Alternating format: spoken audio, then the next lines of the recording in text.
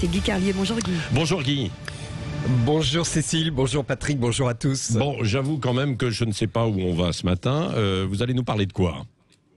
Eh bien, écoutez, moi-même, je ne sais pas de quoi vous parler. J'avais pensé dans un premier temps évoquer le déplacement d'Éric Zemmour à Drancy, et puis cette femme qui lui a proposé d'enlever son foulard s'il enlevait sa cravate. Mais même si c'est pas ce qu'on appelle un fake, rien ne va dans cette scène filmée par C8, rien ne va dans l'échange. Tu enlèves ton voile, j'enlève la cravate, parce que la cravate n'est pas un signe religieux.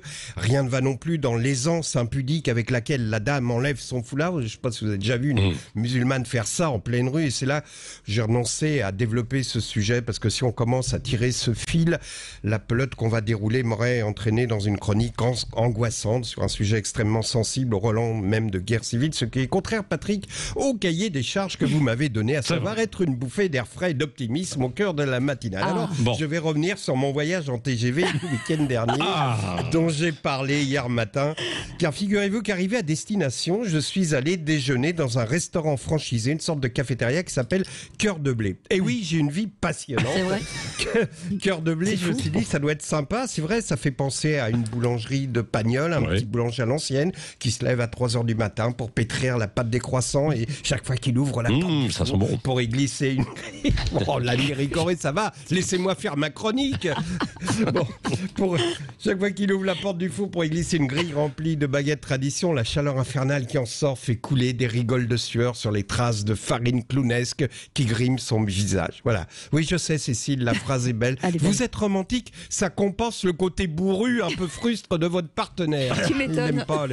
Il n'aime pas quand je fais des phrases, c'est monsieur efficacité. Alors que vous, Cécile, vous êtes encore une petite fille qui a besoin de rêver. Mais revenons à Cœur de Blé. Alors, Cœur de Blé, ça n'a rien à voir avec Pagnol. C'est une franchise, Cœur de Blé, mais une franchise qui manque de franchise. Parce que le siège social de Cœur de Blé, il n'est pas en Provence, mais dans une tour de Singapour, où des hommes en chemise blanche, cravate, ont écouté un consultant marketing leur expliquer qu'après une étude de marché, Cœur de Blé s'imposait comme la meilleure enseigne pour leur chaîne de restauration industrielle, car ça évoque le terroir, le bon vieux temps, la tradition. Bref, tout ce qui fait vibrer ces contes français. Dans Cœur de Blé, il n'y a pas de cœur, et le blé, c'est celui que se font donc ces hommes en chemise blanche à Singapour. Il n'y a pas non plus de petits boulangers à l'ancienne avec sur le visage des rivières de sueur, etc., qui font rêver Cécile. Non. Il y a des Sri Lankais qui portent des charlottes et des masques hygiéniques dans des usines gigantesques de zones industrielles à la périphérie de Hambourg ou de Bucarest, qui fabriquent des kilomètres de pâte à pain.